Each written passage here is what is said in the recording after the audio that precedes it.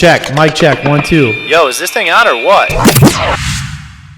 What is going on, everyone? Welcome back to another episode of the Platform Podcast. As always, I'm your host, Dex. If you are watching on YouTube, make sure you go hit that subscribe button.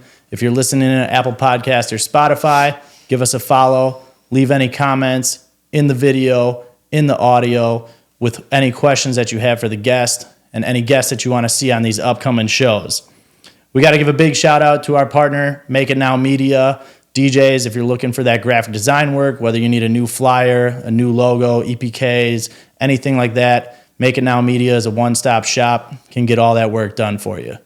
Now for today's show, we're sitting down with an awesome guest from right here in Nashville.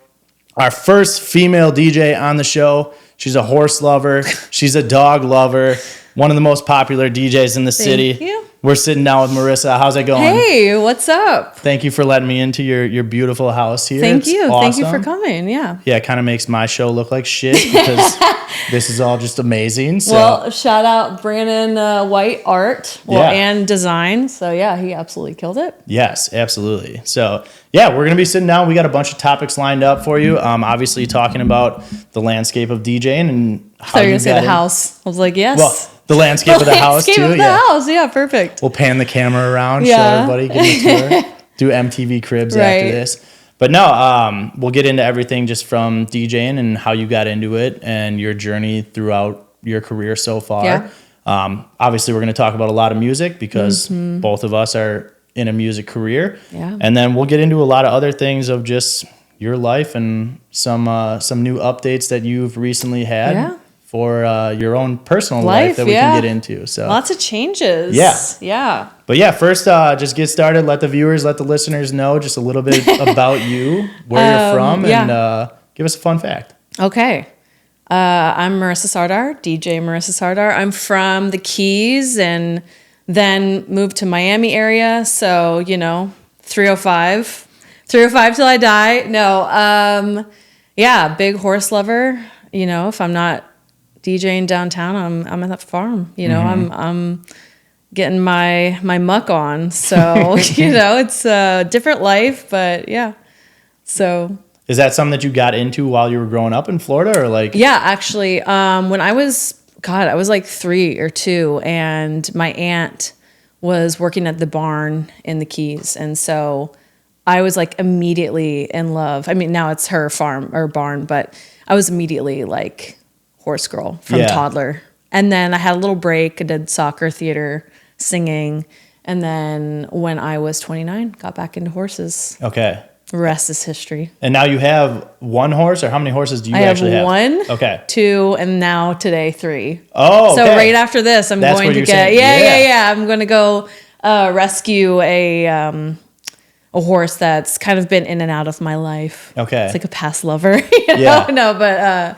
Now today comes home Moose, to you. Yeah, he's coming home, so that's I'm excited. Awesome. Yeah. My fiance is a little, not to out him, but he's a little iffy. Skittish? Yeah, a little skittish. They're big animals. They are. Yeah. They are. I have one really big girl. Anyway, the horse podcast, right? Well, but yeah, I mean, let's talk a little bit about your journey into DJing. Yeah. Obviously, you said from Florida, ended up moving to Miami. Yeah. Miami, huge spot. Huge, yeah. For music. Obviously, Miami Music Week just ended here, so we just got done with the monsoon that happened at Ultra. Yeah.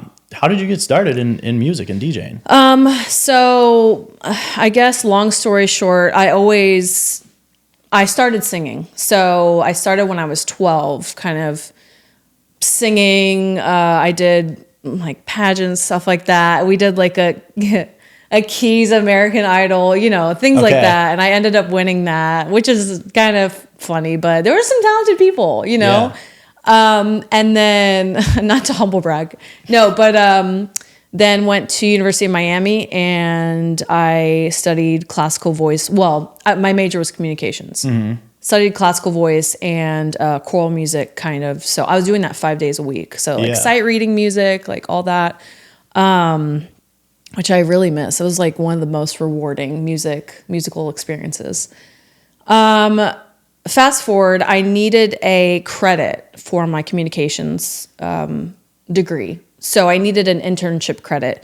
in Miami, there weren't a lot of like music firms. It was like Latin BMI. And I was like, well, I'm not, I might look Latin in Miami, but I'm half Persian. But like, I can only speak so much Spanish. Yeah. Let's just say that. So I ended up interning at Power 96 in Miami, which is like one of our biggest radio stations, especially at the time. Like, I feel like it's very different now with, now we have Spotify and all that. But back when I was young, like When people actually listen to the my God, radio. yeah, it was everything. Yeah. So I went to Power 96 and I was an intern and I worked my way up. I eventually got on air.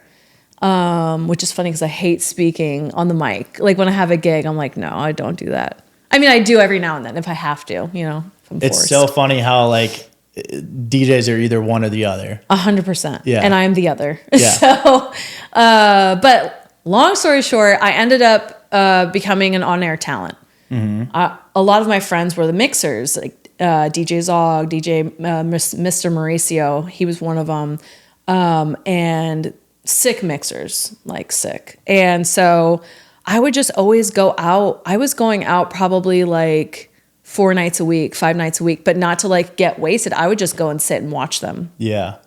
So I remember one time I was like, hey, I want to DJ. And they're like, all right, like, shut up, basically. Like everybody says that. Everybody says that. And I Yeah. get it because like, people come to me and I never want to be like, okay, whatever, because I was in that position. But yeah, they were kind of like, okay, cool. Especially Mauricio. He's like, all right. Like, cause he's just a hard ass, So I ended up getting a gig at Clear Channel Okay. and I was 9 p.m. to 5 a.m., which sucked. A different kind of 9 to 5, Yeah. It was very lonely.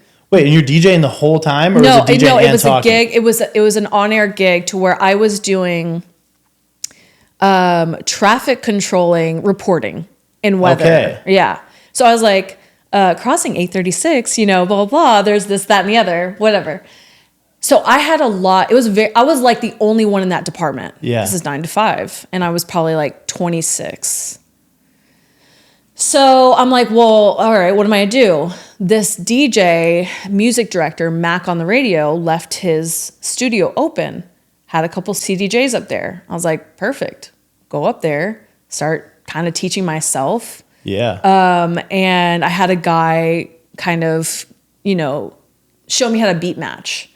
And I always remember they were always like, don't press sync, especially Marissa. He's like, don't press sync. I swear to God, But so I just would do a break, go upstairs, 10 minutes, DJ, go back downstairs, go upstairs, DJ, go back downstairs, and I did that for probably about 4 months until I was like, wait, I sound kind of like dope, Ended up leaving that, went back down to the Keys as I was just burnt out because I was doing on air, as a talent speaking 6 days a week, moved back down to the Keys because I was like, I'm burnt out. Like I can't. And then someone was like, hey, will you DJ my wedding? And I was like, I really didn't want to do it. And I ended up doing it and it was good. And I just kept getting more gigs. So yeah. Yeah. I feel like once you do one, like a wedding is where you're able to network with a bunch of other people. Yeah. But then you just end up DJing a bunch of places in the Keys, or where were you first starting? I was actually randomly in the Keys because I was just kind of taking a little reprieve from Miami because I had lived there probably 8 years at that point, and I was just kind of burnt out. I was just kind of over the Miami scene. I mean, I love Miami. I'll always love Miami. And I was just kind of like, all right, I need a little break. What's my next move? And I got some gigs. I got this like a really fun gig called Full Moon Party. And it's basically like everybody from Miami comes down. It's on the beach, like at like a swanky restaurant with like, dark hardwood floors, and everybody is there. It's so fun. But that was one of my first gigs. I was like, all right, this is fun, you know? So, and then moved to Nashville and yeah. So how long have you been here in Nashville now? 6.5 years. Okay. Yeah. And obviously living in Miami, living in different parts of Florida, now being here, how have the different cities that you've been to and you visited in, that you've been to and you've played in, or that you've just heard music in and like listened to other DJs there, listened to other artists there. How does listening to music in those different cities kind of mold who you are as a DJ? I always feel like you can learn from literally anyone who's like sick or anybody who's, maybe not as good as you might want yourself to be. So, going to different cities, obviously Miami had a huge influence on me. Yeah. In the way that, I'll always have a love for hip hop. I mean, now I like house a lot more, but, especially you're around so many different people in Miami, like, celebrities, ballers, whatever. Like, and so I feel like it's just a different kind of climate down there. Where like being here, I definitely play a different vibe than what I would have played, in Miami. I mean, I've played in Scottsdale, Vegas, Miami. I haven't played New York, but LA. So I just try to like kind of read the vibe, and I don't mean to stereotype people, but you kind of like look at like what they're wearing, kind of like paint a profile of what that person would want to hear. I mean, no, that's essentially what DJing is reading a room. Yeah, you have to figure out by looking at people and their body language and their vibe, like what they're responding to. Exactly. So, yeah. So what were your influences like growing up musically? Did you have family that was into music? I mean, I know that you got into music. I didn't. So it was like walking in the dark because my mom didn't have any real, she has nothing to kind of go, to. They weren't like big on any specific artists or bands or playing No, music? I mean, they liked music. Yeah. Classical, older country, Van Morrison, Roy Orbison, totally random shit. But when I was young, I remember like, Fugees. Okay. My first 3 CDs, now that you're asking, but Fugees, Quad Say DJs, and Alanis Morissette. Those were my first 3 CDs, and I was pumped, Alanis Morissette's got some bangers. Yeah, for sure. But and not to age me, but that was like, I was like, oh shit, this is fire. Yeah. So but big booty bass, like Miami, that style, like growing up, like Uncle Luke, like all that shit I loved, I was kind of like, I had my friends' older sisters, so they would, we'd be like booty dancing, like hydraulics and, shit like that. So that was honestly a really big influence for me. And then the DJs in Miami and, in that scene. So just kind of listening to them, listening to their transitions. Are you a Pitbull girl? God. We went on 4 dates. You and Pitbull? Yeah. When? I don't know. My fiance is gonna be like, "Shut up." I don't talk about it, but it's just funny. It's like it's come up in like every. I don't want to say like relationship, but it's just organically come up. Yeah. But went on you and Mr. Worldwide 3.5 dates. Yeah. So 3.5. Yeah, I say that because I was like, I just want to be friends. I'm done because he revealed some information to me. Yeah. And and I'll always respect him. He was 100% honest with me from the jump. Gentleman. Like I had a great time with him. Very fun, very charismatic. But when it came down to it, I just didn't want to be a part of a roster. I love him as an artist. Love him and love him as a person. Like great guy. I think artistically too, like what he does for DJs is amazing. Like Pitbull puts on DJs more than the majority of other artists. Like if you look at his tour schedule, instead of having like one tour DJ with him, he will always go and get talent from like that city or from like a nearby city to that city, which I think is awesome. Yeah. I think it's a great way to market his shows and market new DJs too. And 100%. I mean, him and Laz go way back. Laz was one of the first people I met at Power 96. So that was another big influence. I mean, with the Cuban culture and all that, huge influence on me. And so Pitt, I do like Pitt. I do appreciate his journey 100% because I mean, coming from Hialeah to where he is now is just unbelievable. Out of all the cities that you've been to, which city, nightlife wise, do you like the best? I think that there's a city for every life stage. And for my younger self, I loved Miami. I loved South Beach. I loved going, to hear like hip hop and then going to hear house the next night. You could hear it, any night. But there were certain nights, especially like at Live, where you'd go like on a Wednesday and it was house, Sunday was hip hop, stuff like that. Now, Nashville's dope. It's such a, especially right now with country, I just feel everyone wants to be country right now. Everyone wants to be doing country. And I can't say I saw it happening, but here we are. Yeah. Yeah. It's wild. It's awesome. Yeah. It's a good place to come out. And even aside from the country, you get to hear a lot of other music here. I know it's so true. Yeah. Yeah. The majority of people, like I had friends that were always on the team of like, I don't want to come there. I don't listen to country. Yeah. And like, there's so much more than it out here. And I feel like I say it on like every episode because somehow it always comes up with like people talking about Nashville, but that's how it is. So, and it's nice to be able to go to different spots and listen to all sorts of different music all in one city here. We went to Austin for like a bachelorette trip. And I remember thinking like, this seems a little stale. I didn't go to every single venue, in Austin.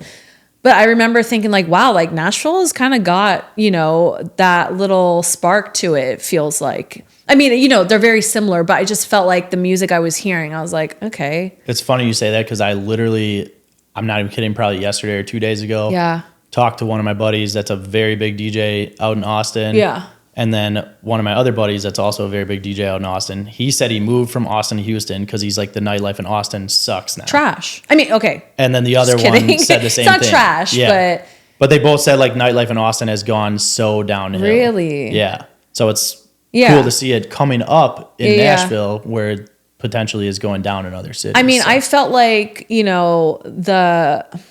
aesthetically, I felt it was very fresh, but like as far as like the music, I didn't feel that way.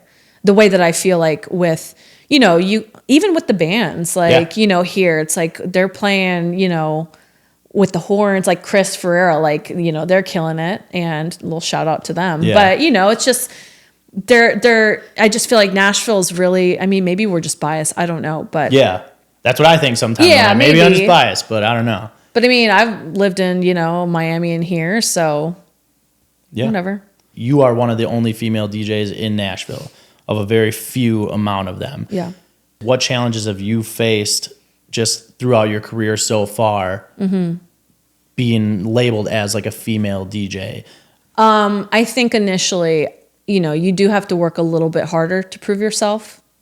There's a draw for people to come to you because of the title of a female DJ when I could just be a DJ, but I don't mind leaning into being a female DJ because, I love leaning into the femininity of it, plus, I get to read the girls, know, and that's such who's dancing? Girls, you know what I mean? I know what they want to hear, so that's a strength. But yeah, initially I felt like I had to prove myself that I really can mix. And that is one of the most annoying things is when I see a guy come up, look at the setup, and he's like, what you got there? And it's like, would you do that to a guy?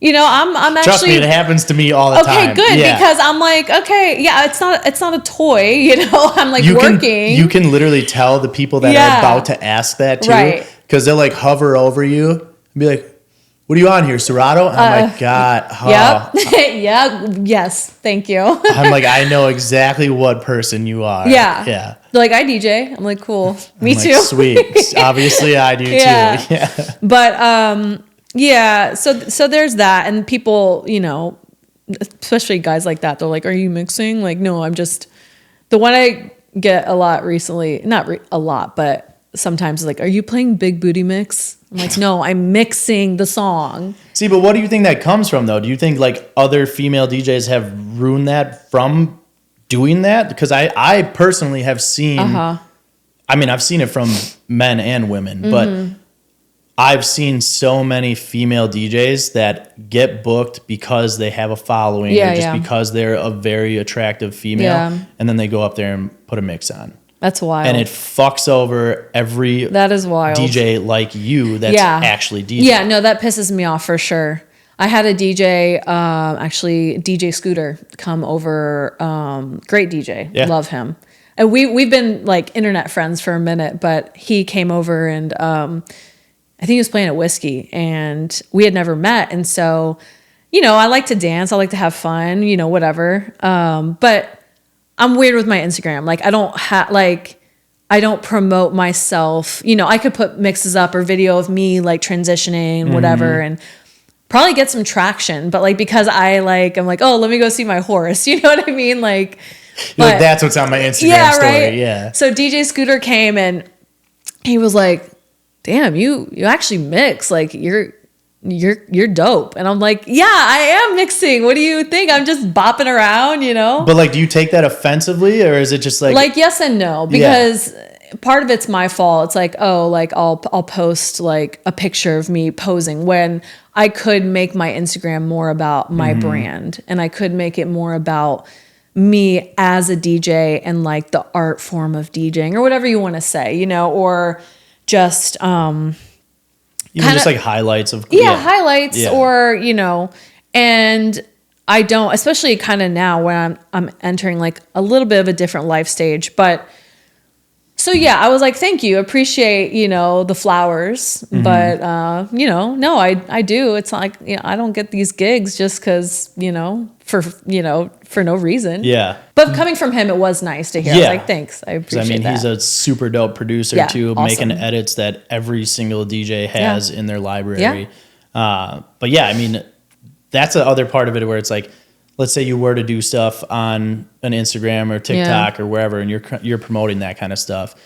Yeah, you could blow up from being who you are. Where like you as a DJ, every time I've gone and seen you, you have energy every single set. Oh, man, I get tired. I get tired after. Like legs are sore. Like But literally. No, I mean I feel like something that like is a draw as a patron, where if you have a DJ that's just standing up there, still looking at the computer, looking at the USB sticks, playing a song, going to the next, and literally like no movement, nothing. People notice that. The customers notice that shit. Where it's like they see you vibing, they see you dancing. It lifts their energy up right away. Don't get me wrong, I do have my moments. Yeah. You know, you have your lulls. But I think they really do read off that. And then you get one person dancing, you get another one, you get a few more. You know, that's really all it takes. Yeah. You know, those people walk up the stairs and they say like, oh, this is a good vibe, you know? Then you've got a crowd, you know? I agree 100%. Yeah. What kind of advice would you give to aspiring female DJs? Gosh. I would just say, you know, make sure you're good at your craft and practice. I don't really care if you hit the sync button or whatever. I mean, whatever. Like, have fun, you know? Like, kind of fuck what people say. Like, fuck if, you know, people are saying like, oh, you just want to be hot or you just want to like post this, that. If it gets you gigs, I don't care. You know what I mean? But, you know, kind of just make it your own, have fun. Because like what else is there? You know? Probably not the best advice, but I mean, I had fun. I feel like you can't even hate on that side of DJing right now. Well, it's contagious too. If you're having fun, other people will have fun. 100%, yeah. I don't care if you're the best technical DJ and you can scratch your ass off. If you're just standing there, it's like, all right, well, that's dope anyway. So what were you saying? You know? But like being able to market and brand yourself too. If you're good at that, do it. Yeah. And for people that want to hate, like that this person is booked and you aren't, well, they're better at branding and marketing themselves. So do better. Yeah. What is like a moment that you've had in your career so far that has been like the most empowering moment for you as a DJ? Gosh, what has been? I feel like I've had so many moments, you know, of, I mean, it's not so much as people complimenting you, because that is amazing. But when you feel like you're like, damn, I am good at this, and you're providing like that energy for people to just have fun and like have that moment of just letting go. I think that's like the most rewarding thing. Yeah. So, people can compliment you all day, but when you're getting that reassurance from yourself and like that feeling of like, I am on the right path and I am doing the right thing. Because I remember there was one time I just started DJing, and I was in a relationship where someone was kind of giving me an ultimatum, and he was like, I hate what you do. I hate that you DJ. I hate that you're out till, 2:30 in Nashville. Miami would be worse, but and I didn't, at the time I didn't love it either, but I remember there was one moment and I was like, I cannot quit this. I am like good at what I'm doing and I can't quit this. So if this person wants to leave me, I don't know what to say. In my head, I remember having that moment at like 1 a.m. of being like, I can't not do this. So, and I mean, left that person, but from there, I threw myself into DJing and just kind of to a point where I was DJing like 5-6 days a week, doubles on Saturdays. And I was like, I did the right thing, and made a whole career out of it and was making bank too, so, which is not going to cry about that, For you to realize yourself, like, hey, I am good at this. Right. Is something that I feel like a lot of people struggle with. Like I myself, I'm such a big self-critic. Same. That like, there's so many times where I'm like, I fucking suck at this. Yeah, right. Or like you get done with a set and you're like, fuck, like that shit sucks. Yeah. Where it's like, even like you could have staff come up and be like, yo, you killed it. And in my mind, I'm like, that shit fucking sucked. Yeah, tonight. right. So to get to the point where it's like, you can realize and be confident enough with your own skill to be like, yo, I'm good at this. This is something that I need to keep pursuing and need to give up on other things to pursue my dream is awesome. Yeah. Yeah. Well, to get there. But yeah. Here we are. I mean, you've had an opportunity to play awesome events this past year. You got to play Bonnaroo with Liquid IV. I mean, that's a music festival that is so home fun. to 80,000 people. I mean, yeah. Shout out Liquid IV. Yeah. Thank you for that. What was that like playing such a huge music festival?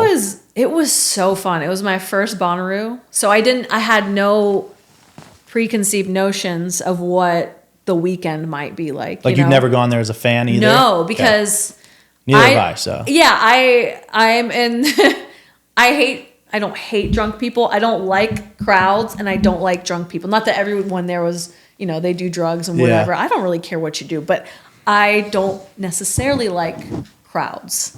So I'm not going to go run to a festival, but if you're going to, have me there, I'll gladly show up with a smile and, dance a little bit. But it was awesome. Everybody was like so nice and like, just kind of like, damn, you're killing it, whatever. And I was like, damn, like put me on the main stage, But no, it was so fun. Everybody was like, Happy Roo, It's just like, all right, Happy Roo, You're like, I didn't know what the fuck that meant until I got here. And now, like, if I go back, I'm like, Happy Roo, So you're just part of the gang now. Part of the gang, yeah. What about for you outside of DJing? I mean, what is a day in the life of Marissa like? Yeah. Obviously, we talked. You got your horses. I need to do that. But yeah, what's a day in the life? I need to do that on Instagram. Like those ASMR, like day in the life. But it would just be like me with the horses, petting them.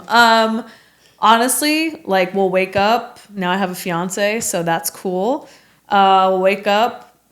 Try not to eat a big breakfast anymore. Like we'll work out. Oh, that's like my favorite part of the day. Really? Yeah, I'm trying. We're going to Paris soon, so I'm trying to like get a little snatched. Yeah. But, go check on my girls, my horses, and we'll talk music in the morning because, like, he's busy with his stuff. So we'll kind of we're always just talking about music. It's like 75% of what we talk about. Like, one time, I remember we, like, got into a fight. I was like, all you do is talk about music. But, I mean, I'm not really complaining because that's my life, too. He could literally just say it right back to you and be like, that's what you taught. Yeah, that's how we got together. Yeah. But, check on my horses. If it's the weekend, I'm prepping for a gig, trying to be early because my ADD kind of interferes with that. But, yeah. dogs. My life is so chill Yeah. now. I'm grateful for it, but it's very chill. I mean, you obviously just hit on a little life update that you've had. So Yeah. recently you got engaged. Yeah. Your fiance also happens to be one of the best songwriter and producers in the world right now. Truly, yeah. Charlie fucking Handsome. Yeah. I mean, how does that work? Like, if I guess, you got that in the background too. The interior designer put that there. Yeah, So, it's a nice touch. Yeah, little humble brag he in has the so room. many plaques, but they're not here. They're at another house. But yeah, he's got to put those up. Yeah, but we got engaged in November on my birthday. I was kind of like, are you going to do it or not? You know? And he's like, I guess, let me go get it. So, but yeah, he's amazing. Favorite person, best friend. I mean, we're like two kids just hanging out 24/7 pretty much, unless he has to work, which is kind of all the time. But, yeah, I mean, I saw that ring vibes. So be able to zoom in on that. yeah, There we go. But he produced, was one of the producers on First Class. So I basically, someone random posted it, and I never looked at their stories, and they were like, Charlie Handsome, blah, blah, killed it First Class. I was like, I've heard that name before.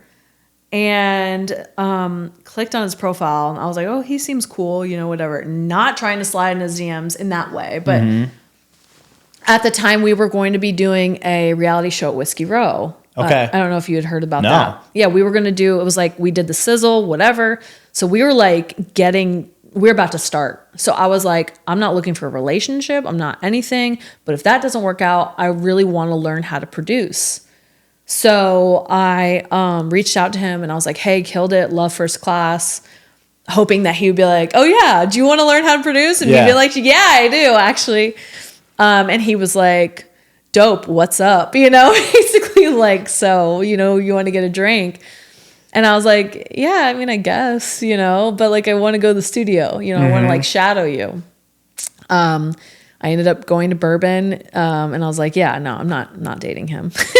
So I was just like, yeah, no, I'm not. And here we are. And now here you're engaged. we are, living together, engaged, and about to gonna get married in November. That's awesome. Yeah, but he's dope. We're like so similar. Like, I'm so thankful every day that he's like my dude. Yeah. How much does that help you? I mean, obviously, you just were talking about how you guys talk about music 75% of the time. Yeah. For you and your field DJing, and then him, so many huge artists, Post Malone, Morgan Wallen, he's done Uzi Vert, like being able to bounce back and forth between country, hip hop, and Juice WRLD, everything. Like, he's sick. How much does that help you as a DJ, like being put on to new music that he might be working on, or going and looking at new artists that you might not have thought to add to your sets? How much does that help you just being able to pick his brain? When we first got together, I really went through a little bit of a lull because I was like, damn, not to knock DJing. I was just kind of like, I want to be doing that. Like, I want to be doing like, and he's at such a level too that it's intimidating to start something new. I mean, I have FL Studio and like, I can make a beat, but I mean, he's helped me with that, but initially, I would not say it helped me. It almost was like counterproductive for me as a DJ because I wanted to learn how to produce. I wanted to learn how to like, be in the studio and do all that. So at first, I was just kind of like, what am I doing? Like it made you want to step away from DJing? It made me it kind of put me off a little bit from DJing. Interesting. Yeah, because I was like, so much cooler. Yeah. You know what I mean? Like, and I mean, I've always wanted to make beats, like ever since like Timbaland, like you talk about influences like Aaliyah, Timbaland, like that was one of like my main inspirations. And like, I wouldn't fangirl over anybody, but I met Timbaland one time and I was like, oh my God. And then I found out that he like has ghost producers and I was a little let down, but yeah, I mean, in some ways, like it's, we talk about like new artists and we talk about his sessions and everything that he's doing all the time. So like we're always like look like on Spotify, like who's, talking about like the new artists and stuff like that. So if anything, like I do have like some insight and inside scoop, I guess you could say. Mm-hmm. But as far as DJing, it was a little bit initially, I was a little bit like, I don't want to be doing this, know? I want to be doing more. Yeah. I wanted to like supplement that, with learning more.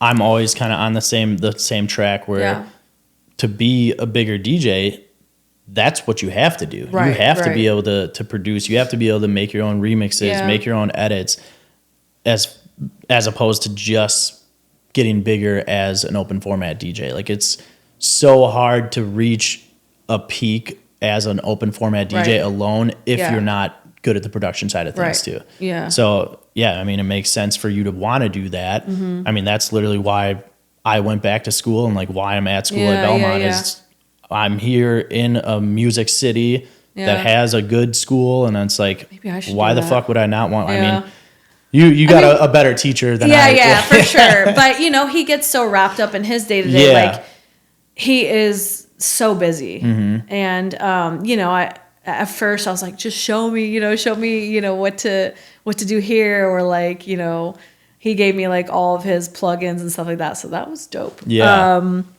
But yeah, I also don't want to bother him too, because he is so busy and he's got an insane career, and it's kind of morphing too, because now I have like wedding planning and stuff like that, so it's kind of like, all right, what's the next thing? What happens? What's the next venture? So, yeah. Well, I'm gonna drop a new segment that we just started, and it's gonna be you picking, is this going to be new heat, or is this going to be something that we have to delete? So I got 3 songs for you. Hopefully my A&R chops will shine. Just kidding, I'm not A&R. Yeah. No, I'm kidding. I'm joking. So the first one is going to be one that's super popular right now. Okay. As far as like the DJ scene goes, and obviously the music scene. It's going to be 4 Bats. Drake got on the remix with him. He's going to end up blowing up now because he's with Drake. Right. So this is going to be 4 Bats and Drake, Act 2, Date at 8. Thumbs up. This is already... It doesn't take me long. No. And it's crazy because this is going to be one that, I mean, just Drake hopping on is going to help this artist blow up. Oh, my God, yeah. And he already has been, so... So that one we're calling Heat right away? Yeah, Heat. Yeah, cool. Of course. It's already been on the gram. Yeah. It's like... All over, yeah. All over the gram. This one is one that came out a while ago. Okay. Big X the Plug. Yeah. Huge in Texas. Getting a lot of attention. Yeah, but then this is a song that's actually, it's been out for months, but now it's just kind of getting a little bit more attention. It's called And Mark Cutts, like, who's a Texas DJ, makes sense. Yeah. Just did a little funk edit for it. And love some funk. I just started playing it out this past weekend after I downloaded it. Yeah. Love it. So let me know, this one, Heat or delete? Obviously, Heat. Little Miami vibe to it. Yeah, you can't hate on that. So I love that. Definitely love that. A sample goes so far these days. Like, geez. That's what everybody's doing, I feel like. But no, that's hot. I like that one. It's a good one. I played it out the other week, and it played out very well. The edit is dope, for sure. And then the last one, you might already be familiar with. You might have heard it already. Okay. This is going to be new Post Malone, new Morgan Wallen, unreleased. Yeah.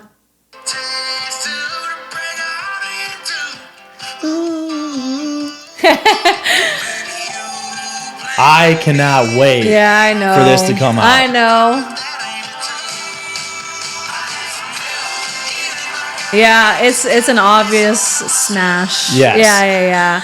Can't wait for that one to come out. Yeah, Charlie killed. The whole album is like so fucking fire. Mm-hmm. It's going to be, everyone's going to be playing it. For that one, did he write and produce, or just write? Yep. I think Morgan actually wrote a lot of that. Okay. From what Charlie told me, I don't want to speak for them, but I think he wrote a lot of it. And, Charlie's been, I want to say he's executive producer of the whole. That's fucking awesome. Post project. Yeah. But yeah, I mean, they've been at it every single night. Tonight they are. So there's another one too that is my favorite. And I don't want to give the name or like the feature, but it is. When it comes out, when you'll it have to let me comes know. out, Yeah, it like is this is the one. So good. The whole album is just so good. That's awesome. So yeah. Cool. Well, we got 3 heat. That's nice. Yeah, no, for sure. 3 heat. This is the second time that we've done this segment, so that's I like that one. That's You a should good keep one that. to have. Yeah, You should keep that. Get some new music out there for a lot of people. So, but yeah, let's get you with these rapid fire questions. I'm just going to throw these at you. Okay. I'm Just ready. give me an answer. Who is your dream collaboration with? Any artist, dead or alive, who would you want to collaborate with? Oh, as a DJ? Or It can be as a DJ or going into your producer band. Okay. Aaliyah. Yeah. Gotcha. That's a good one. Yeah. Love her. What is R.I.P. your favorite track to play out as a DJ right now? Crap. Soak City. Really? Soak City. Yeah. Love it. I'm so, I can't just show my slippers. I'm like sitting here like, yeah, Soak City.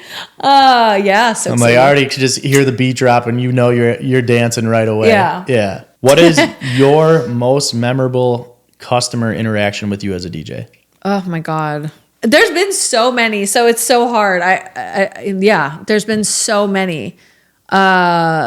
People have been so nice. Mm-hmm. People have been so nice, so complimentary. I did a gig on, 1230 Club at 1230 Club on Saturday, and it was just for no reason. Like everybody was just on one for no reason. It was nice packed. out. Yeah. It was nice out. It felt like it was like a holiday, and everybody was just like so happy. So, so things like that. Yeah. Just when you have a good all around When vibe. you've got them like hooked, and that's nothing better than that. Yeah. If you weren't DJing, I know we just talked the producer life and kind of the path that you want to go there. If you weren't DJing, what would you be doing?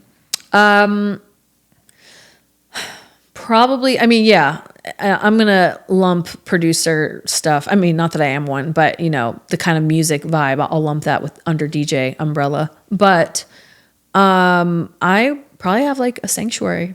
Okay. Yeah. Like horses, cows, pigs, ducks. I didn't know if you were going to go music direction or if you were going to go that direction. I'm going to say other than music life, I would say, sanctuary. Yeah. Yeah. That'd be awesome. That's probably going to be in my future, I think. Okay. Yeah. Manifest that. What is one bar that you would remove from Broadway?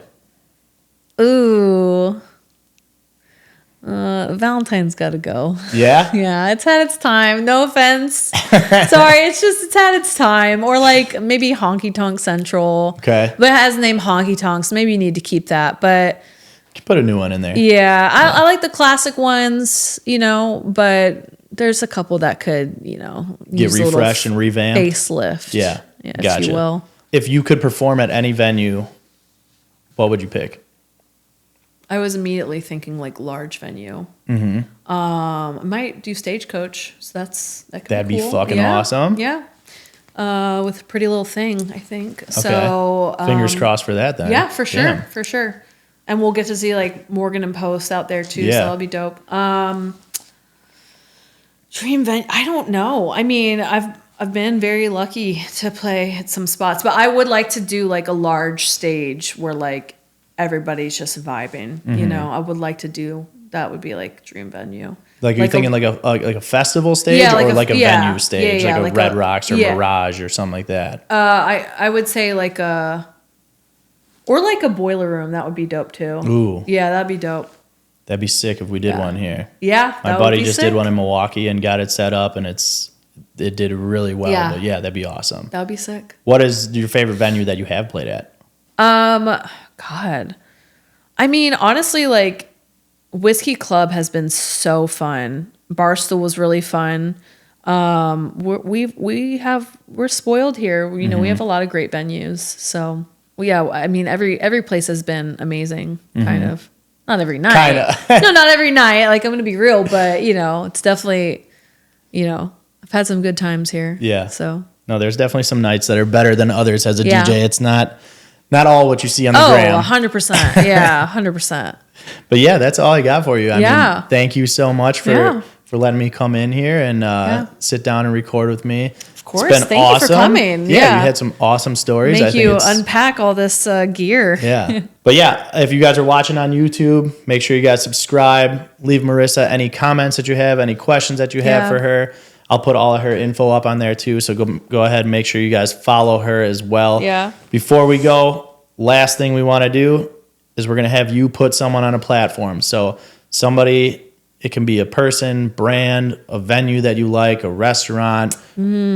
Pick someone that you want to put on a platform, get their name out there, so that way the people can. Let's do Rod Uri, Okay. or Rate, DJ Rate. Yeah, that would be a Rate good Wonder, one. Rod Uri, Love them. two awesome DJs, Sick DJs here in Nashville. Yeah. Cool. Yeah. That's our platform pick Done. of the week then. So thank you. As always, I'm Dex. Yeah. You guys go listen to the new mixes that come out every Monday. These episodes come out every Wednesday. Good. Thank you again to Marissa. Yeah, thank We'll you. see you guys next week. All right. Bye. Thanks. Bye.